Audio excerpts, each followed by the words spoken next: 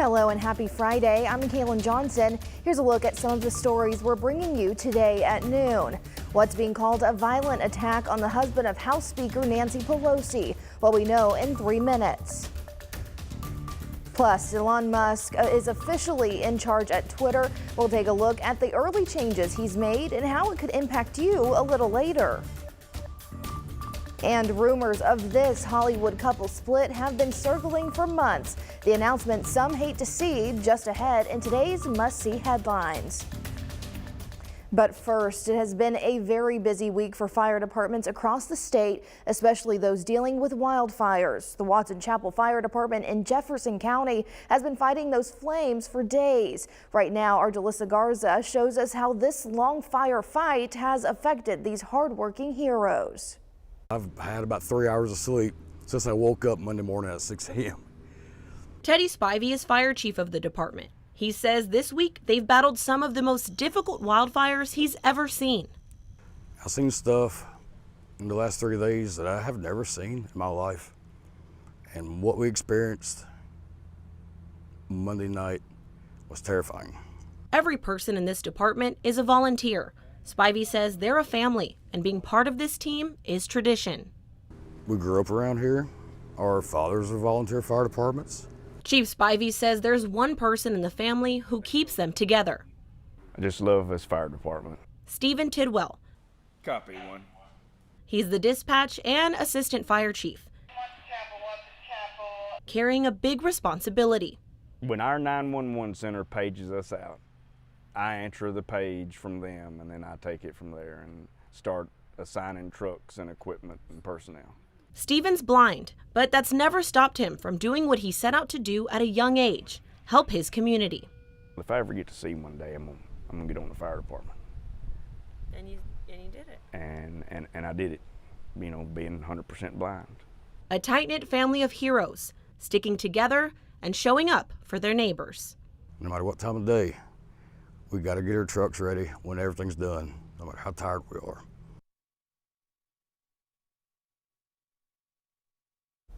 Thanks, Jalissa. And the firefighters in Pine Bluff have done an outstanding job, and they're due for some well-deserved rest. Meteorologist Nathan Scott, do the firefighters have some help on the way?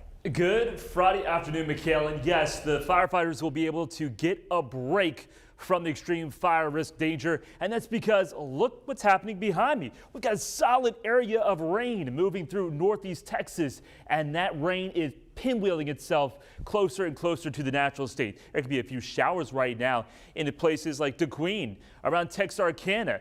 As we take a look at the visible satellite, the clouds are off to the west, more sun to the east. Temperatures right now into the low 60s for the most part. That rain is going to continue to make its way off to the north and east, maybe as early as late this afternoon into this evening. Southwest Arkansas, you can see a light, steady rain, but that rain will continue to advance its way closer to central Arkansas, especially going into late tonight and for your Saturday. A good soaking rain is expected, so not the best day to be outdoors on Saturday. Temperatures only topping out into the upper 50s, low 60s, but we can't complain about this because we need the rain.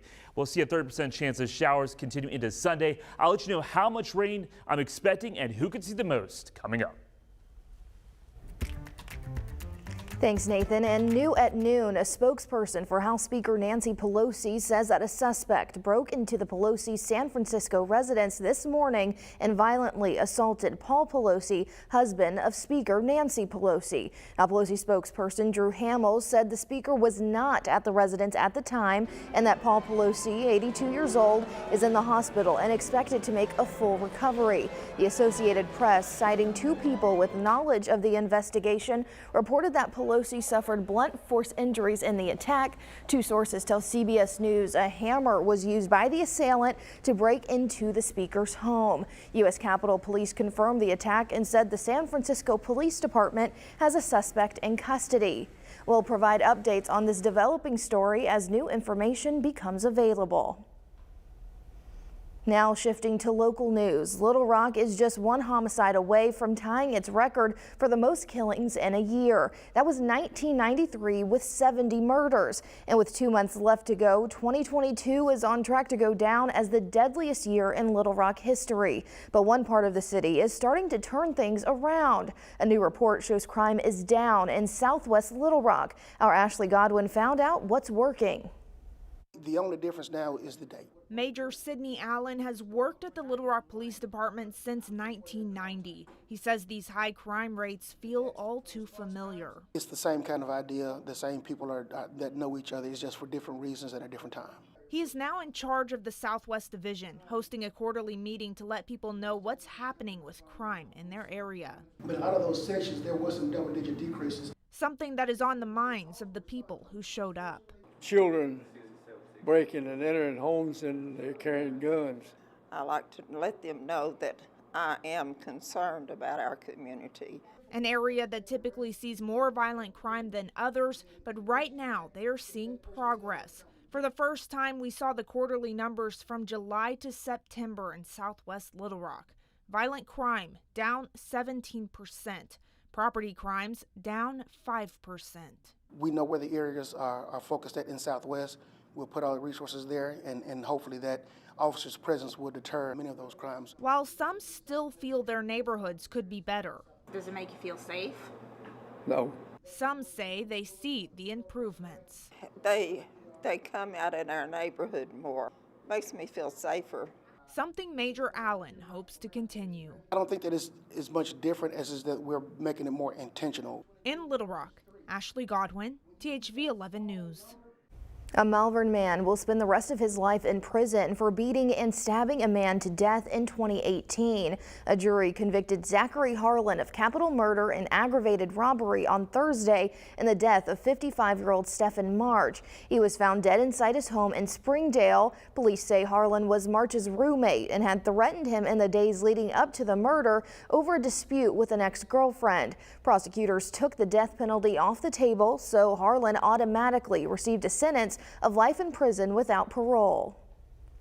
Now tomorrow is National Prescription Drug Take-Back Day. Across Arkansas, you can find drop-off locations. At McCain Mall, the North Little Rock Police Department will host taking anonymous disposals of unwanted and expired medications. Now Drug Take-Back Day is a nationwide effort to keep you safe and sound and put an end to the nation's drug epidemic. The Attorney General's office, the DEA, and the Office of the State Drug Director, along with numerous law enforcement agencies across the state, are coordinating these drop-off events. When you come to one of the locations like McCain Mall, law enforcement on hand will help you monitor, secure, and safely dispose of your prescription medications. They take things like opioids, depressants, other prescription medications, and over-the-counter medicines. You know, I think it's a good opportunity for people to clean out those medicine cabinets and avoid any complications that can come with having leftover prescriptions in the home. According to experts, a majority of people who misused a prescription medication obtained the medicine from a family member or friend. Drug Take-Back Day is, of course, about disposing of these unneeded medications, but also education of the potential for medication abuse. Now, it all begins tomorrow at 10 a.m. until 2.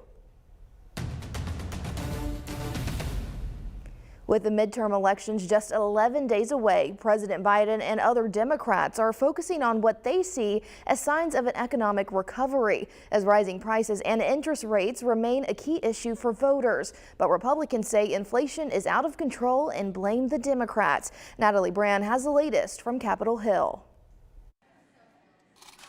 Bolstered by a GDP report showing the economy grew more than expected over the summer, President Biden rebutted concerns about the economy. Economic growth is up, the price of inflation is down, real incomes are up, and the price of gas is down. But with inflation still on the rise, increasing costs remain a top issue for voters and a key message for Republicans. The grocery store price of food skyrocketing. Price of electricity skyrocketing. With control of Congress at stake, President Biden and Vice President Harris traveled to Pennsylvania tonight for a fundraiser for that battleground state's Democratic candidates. That includes Lieutenant Governor John Fetterman, who is in a tight Senate race with Dr. Mehmet Oz. Senate Majority Leader Chuck Schumer, in a hot mic moment, expressed optimism about the Pennsylvania race, but concerns for Georgia's Senate race. They didn't hurt us too much in Pennsylvania as of today, so that's great. It's hard to believe, but they will go for it. Meanwhile, in Alaska, divisions within the Republican Party were on display over abortion during a debate between incumbent Senator Lisa Murkowski, who's facing a challenge from a Trump-backed candidate, Kelly Tshibaka. I do support codification of Roe versus Wade. There's a bill that has been introduced that would set a nationwide cap somewhere in the second trimester when a fetus could feel pain. I would support a bill like that. Democrat Pat Chesbrough is also in that race. Alaska's elections now use a ranked choice voting system, which allows voters to rank multiple candidates on a ballot in order of preference. Natalie Brandt, CBS News, Washington. President Biden plans to cast his ballot tomorrow in early voting. And if you need a closer look at the races and candidates before you cast your vote, THV11 has you covered. You can find our comprehensive voter guide now on THV11.com or just text the word VOTE to 501-376-1111 and we'll send you the link straight to your phone. And Halloween is just a few days away, but in some places it's beginning to look a lot like Christmas. After the break, we'll look at some reasons behind kicking off the season so early. Nathan? It's just around the corner, right, Mackailyn? As we take a look at the mixture of sunny clouds from our view 11, the clouds will be on the increase and we'll see a good super soaking rain on Saturday. I'll have more on that forecast and let you know what to expect for Halloween coming up.